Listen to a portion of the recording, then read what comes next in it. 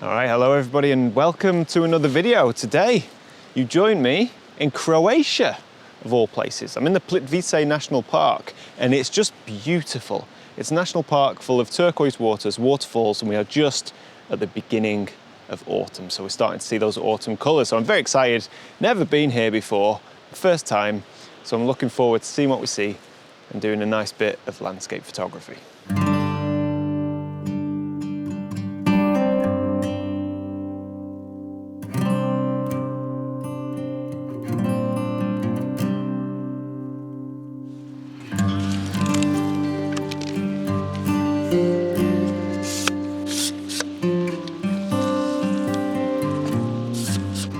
So I expect this place usually gets quite busy, but we made the point of coming here when the park opens at 7 o'clock in the morning, and we have the entire place to ourselves, which is fantastic. It means I can set the tripod up on this path and shoot beautiful scenes like this without lots of people around and walking by. So yeah, my first observation is come early, the place was completely empty. So I knew that I was coming to this location, so I've brought with me two important items.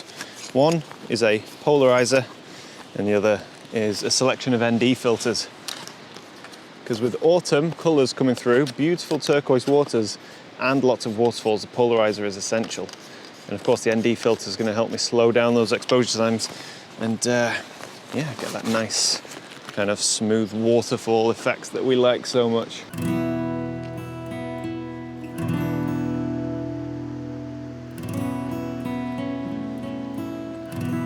So this is absolutely beautiful, cascading waters through autumn colours. Now actually you would think that looking at this it'd be fairly easy to compose and frame up, but actually I'm having trouble, believe it or not, because we have this one tree that's turning bright orange, and it seems to me quite obvious that you'd want that whole tree in shot. But in order to get the whole tree in shot, you get the sky in, and then the sky is such an awful distraction, just pulls the eye away from the scene, and it's really no good at all. So I've got the long lens on, and I've actually punched quite far in. So I'm just framing the waterfall surrounded by the nice green trees and autumn colours that are coming through. So there's no sky, but it also means there's no whole tree. But that's okay, because that orange tree, when you go in tight, stops becoming a tree, if that makes sense, and just becomes a splash of colour. So it complements the scene. So I'm actually really happy with this f/16. 1.3 seconds seems to be a great time to just capture the motion of the moving water. So first shot in the back, and man, we've got quite a way to walk, and I'm very excited, and fingers crossed it's going to remain nice and quiet, because I do know that this place can get pretty busy. But for now, it's just perfect.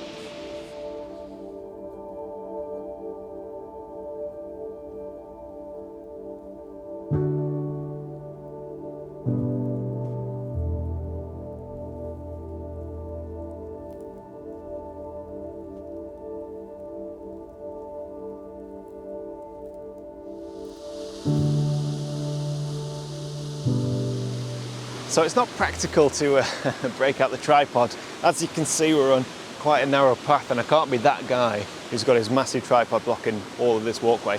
And more people are starting to turn up now. So we're going to go handheld, and I think we're done with the long exposures for now. So we'll see what we can see. So I'm trying to frame up a shot, and it's one of those situations that it looks amazing to the naked eye, but as soon as you put a frame on it, I don't know, I can't decide, but I think it looks a complete mess, and it's really frustrating that this isn't going to work, but we have so much colour, so much vibrancy. But I think the problem is we've got too many subjects. We've got waterfalls in the background, turquoise lake at the bottom, all of this beautiful red foliage, all framed by fantastic trees. And I think with the eye, it's like, whoa, you know, it's like a feast for the eyes. But as soon as you take a photograph and try and, I don't know, like portray it as an image, as a 2D image, it doesn't work. I often talk about a great view not always making a great photograph, and this is a good example. The problem is the lack of focal point within the image combined with the lack of balance, patterns, or any kind of uniformity. When my lovely wife hit record on the video camera, I was seduced by the colour and the framing of the trees, but as I explored the composition further, it was clear that it was never going to work. And if I compare this image to my first image from this video and ask the all-important question, which, by the way, every photographer should ask themselves as they are framing up a composition, what do I want the viewer to be looking at? Well, in the first image, it's obvious. I want them to look at the cascades, the beautiful waterfall surrounded by all of that autumn colour. Whereas in this image, I can't answer that question. What do I want the viewer to be looking at? I have no idea. There is no clear focal point, no clear direction, no clear path through the image. So rather than edit this entire piece out of the video, which, on another day I might well have done, I thought instead we would look at the elements of an image and why sometimes not every composition works out. As more and more people began to enter the national park, it became increasingly difficult to film and take photographs because the trails are so narrow you can't stop, and if you do stop, you create a traffic jam behind you because there is no room to pass. So there was only one way to escape the crowds. So we have abruptly gone from the trails to the water as we've commandeered a vessel. Now the question that's on everybody's lips and the question that's hot topic in all the photography magazines in 2021 is, can you do a long exposure from a rowing boat? Well, I can tell you today, we are going to find out because we have a beautiful waterfall just here, accessible only by boat. But it needs an exposure of at least half a second, maybe more, maybe a second. I don't know if that's possible. All right. Tripod set up on the boat, 32 to 64mm lens. I'm going to need a filter, polarizing filter, and a neutral density filter. What did I bring with me?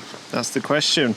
A 4-stop is probably my best option because I believe I also have a 6 and a 10. All right, we are filtered up and ready to go. The only problem is I'm actually nowhere near my subject. We've drifted, and I'm not sure I can use the oars with my tripod in this position. Can I? Oh, I can.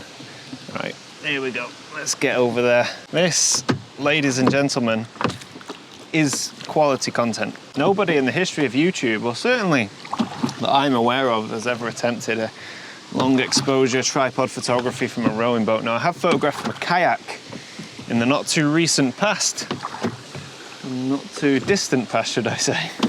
And that went quite well, but it didn't require a long exposure. Push on this one. Push on this one. Push on this one. Push on this one. Okay, now release. Now we're moving again, we're spinning. What do we look like? Don't breathe. Right, we've got it. We have soft flowing water, which is the effect of the long exposure, but oh God, no. I think the answer to the question, can you take a long exposure from a rowing boat, is almost certainly no, but I'll check the files, and if they've come out, if they've come out at all, then they'll be on screen shortly.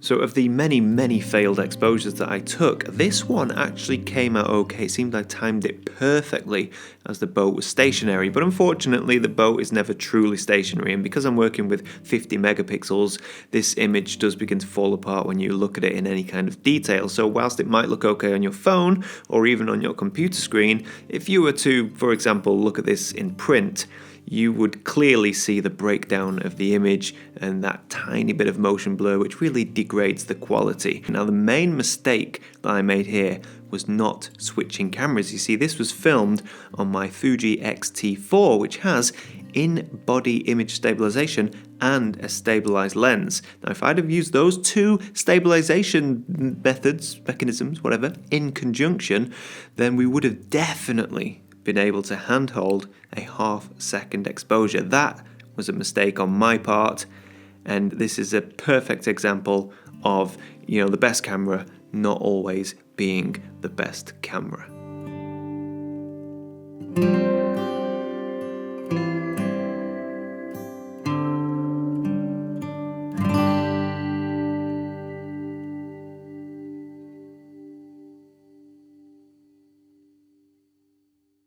So after a disastrous attempt at a long exposure from a rowing boat, which was just a bit of fun more than anything, We've moved on to another national park. Now, the first image from that national park was fantastic. Really happy with that image. It was early in the day, it was quiet, I could set up the tripod no problem. But as the morning went on, as the day went on, the crowds got busier and busier, and on those narrow walkways it became very difficult to work. So driving back to our accommodation, we've come to another national park called Paklenica National Park. I believe that's how you pronounce it. And it's fantastic. It's a huge canyon, 300-meter high walls, rock climbers everywhere, and just a really rugged, enclosed feel about it. And you can see my camera is set up just behind me. So I do have a composition, and it'll be the last one of the day. So this canyon is truly epic. The walls either side are 300 or 400 meters tall, and it goes on for quite a way, and I've walked all the way up and all the way down. And would you believe, the first scene, the first subject that caught my eye is the very first thing that I saw when I got out of my car. Because the car park is there, the footpath is just behind you. So it just goes to show you don't always need to hike deep into the wilderness to find images that you like. I'm going to fall off here. So the subject is really quite simple, and I think the reason I was attracted to it was its simplicity. 2 boulders, 2 trees set against this lovely clean bit of rock, this clean canyon wall. And the 2 trees, they're just the contrast, the stark contrast, because they've got these dark tree trunks set against this pale rock with pale boulders in the foreground. And then you have this little splash of colour around the roots of the tree, which are all the fallen leaves. And I don't know, it's just, looking at it, I'm not quite sure why I'm attracted to it. I've gone for a 1-to-1 square composition, and I just think it's shapely. I think it's well balanced, and I think the way the trees climb up through the frame, it just works. It's a bit abstract, it's not epic, it's not exciting, but it is one of those images that might have a bit of longevity. It's difficult to tell. But anyway, I'm going to shoot this because we are losing the light fast. People are walking past. We're right next to the car park and the footpath. So I'm going to get this photograph done, and then we will end our time here in Croatia. Just a very quick visit, bit of a scouting trip, I suppose you could say. So here we are, F11, focusing on the 2 trees. Composition and framing is everything. And I think that it's an understated, pleasing image. I don't know, it's not as good as the first image in this video, let's face it, but I'm quite happy to end on this.